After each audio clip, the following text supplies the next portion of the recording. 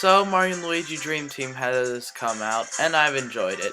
Now, one thing I bet you're wondering about it is, if you'll recall, I made a top 15 Mario & Luigi bosses.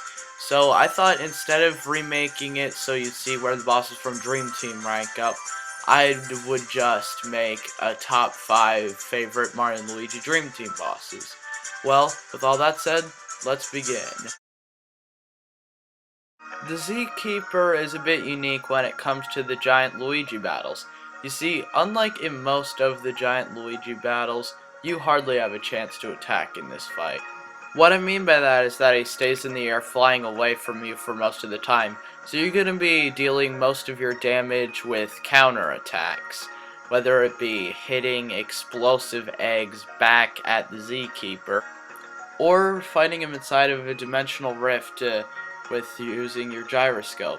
In fact, that's really my only gripe with this fight, is that in this portion of the fight, the controls can be way off sometimes. When he's not flying, you're gonna need to pull him straight down out of the sky so you can stun him and get a couple turns of attacking on him. Overall, the fight with the Zkeeper was pretty fun. Mooshka has an interesting concept. He's a mammoth made out of bricks. And the fight's pretty interesting too. Mooshka's weak spot is his head, so you want to hit him with either Luigi's Drop Chopper or Mario's Bye-Bye Cannon. But Mooshka has some pretty tough attacks that you have to avoid, including throwing a giant boulder at you that both Mario and Luigi have to hit simultaneously to deflect, or hitting you with a huge snowball. And let's not forget when he chases you and tries to inhale both Mario and Luigi with his suction beam and then shoot them back at one another. Gee, a boss that has a sweeping beam that you have to avoid by jumping over it. That's never been done in the Mario and Luigi series before. If any of Mooshka's minions pop up, you want to kill them immediately, because if you don't, then one of them will give him a spiked helmet, thus covering up his weak spot and not letting you do a whole ton of damage to him. And once you've pummeled Mooshka enough, his shell will crack and break, and you have to chase after him and constantly jump on his head to break off more and more layers of his, until he's been whittled down to just the pink fluffy brick wall that he is on the inside and gets destroyed. The kind of funny thing is the fact that this fight could have been avoided entirely had Luigi just not sneezed and woke Mooshka up. On one hand, the main mechanic of the fight with Earthquake is the same as the fight with the Tower of Vic from Bowser's Inside Story. On the other hand, you're fighting a giant robot made out of buildings. How cool is that? Earthquake has a lot of cool looking attacks that involve even more buildings, like having some buildings twirl around the head while you hammer them away, or creating a ball of buildings that you need to jump on and then roll right into him. At some points he'll even make a formation of blocks that looks like a hammer, and you can choose which swing to determine which blocks get knocked out. Yellow blocks heal him, green blocks attack Luigi towards the bottom, and red ones go for the top. It's recommended that you take out the yellow one. Of course, by recommended, I mean recommended by me.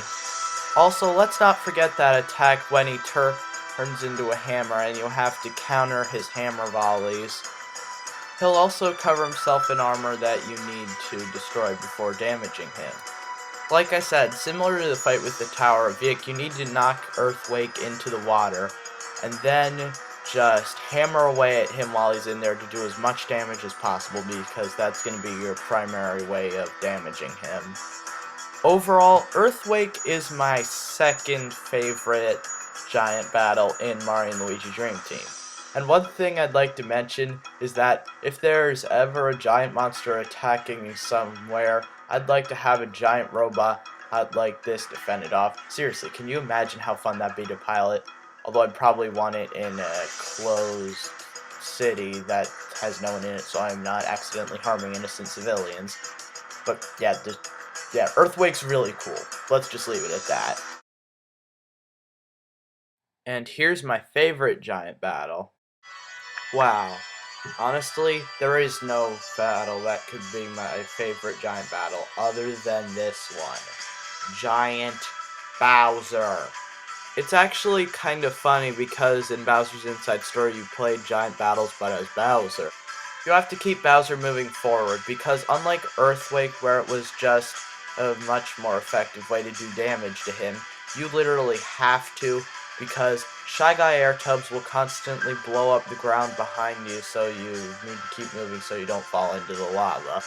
Whenever Bowser gets to the end of a strip of land, he will hide behind one of his army turrets, where tons of his minions will come and you'll have to defend against a huge barrage of attacks. This is the hardest part of the fight, but it also goes to show just how unstoppable you are when you're Giant Luigi. For example, 7 Kameks can only pull together one attack that can easily be countered with a hammer attack, as opposed to Kamek, just one of him earlier, who gave you so much trouble in Neo Bowser Castle. Once his minions run out of his turn, Bowser will jump out at you and you have to dodge. Then Luigi grabs him by the tail and swings him around Super Mario 64 style into his turret, destroying it, and into the lava. See, Luigi can be as cool as Mario. After going across 2 land strips, or I guess bridges, Bowser decides to jump across to this circular arena, where a game of bumper balls with motion controls ensues. Bowser starts spinning around in his shell, and Dreamy Luigi starts spinning around with his hammer, and you have to knock Bowser into the lava until all his life is depleted. Also, there are mushrooms here that'll help you heal up if you took a beating from the fight earlier because you didn't really have much a chance to heal. Then you finish off Bowser and you think the fight's over, right? Right? Nope. Kamek and his regiment of Magicoopers will revive Bowser and grow him to a height that's so huge he's a giant compared to Giant Luigi, and that is saying something. You now have to counter either his fireball or stomp attack, and this really just shows how weak you are because basic things that Bowser can do require immense action commands just to counter. And when you do counter, it'll knock Bowser into the lava, but it won't do any damage. Instead, it'll just make him dizzy. You then form a super finisher, and this time Dreambert powers up the star to ensure that I'll take down Giant Bowser, because there's really no other way that will finish him with all the power-up stuff Kamek's given him. So now, you have to fly towards Bowser. However, it's not a guaranteed kill like the other finishers. Instead, you have to go across the field of lava with the really cool scenery with the lasers and stormy sky, and avoid all of Bowser's fireballs by tilting the 3DS gyroscope until you make it and hit Bowser straight in the face.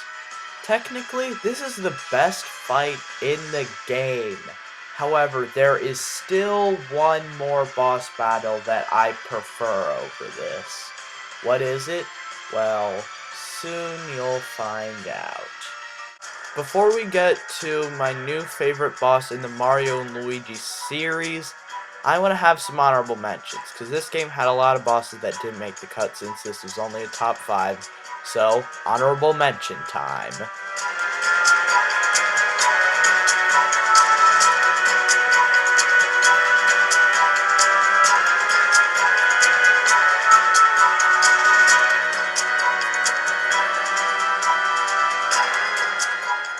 The Elite Trio. Honestly, what can I say about this fight? It's outright crazy. Well, for starters, the way you defeat them. The only way to defeat them is to kill all 3 of them at the same time. Because if you don't, then they'll just revive one another with 1 HP. And while they do work as a team, I think I'll go over each member individually because they're all different. Private Goomba is by far the weakest of the 3, having only 200 some HP. Private Goomba, however, does make use of his sub-Goombas. He can huddle them together and perform an attack where they rush you, and if you manage to not hit them, then they'll come charging at you from the back, which can be pretty hard to dodge. Corporal Paraplonk has about 400 HP, and he's immune to ground-based attacks because he's flying in the air.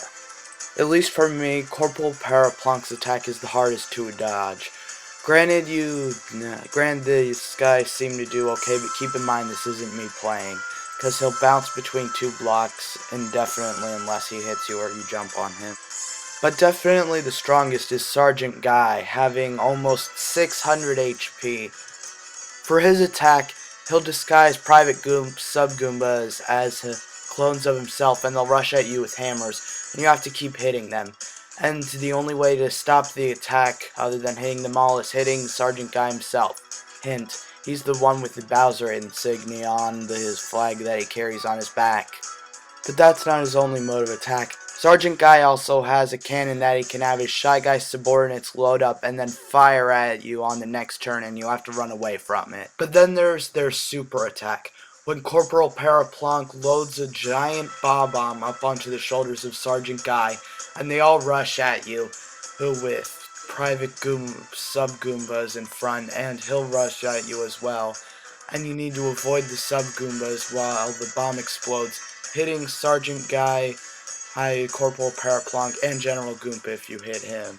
But when it's all said and done, I feel kind of bad after I beat all these guys up, because they go from being the top dogs of Bowser's regiment to being only below Kamek to the bottom of the barrel. I'm Cardboard Box Productions, and since I can't think of a clever way to end the video, I'll just leave you with this explosion.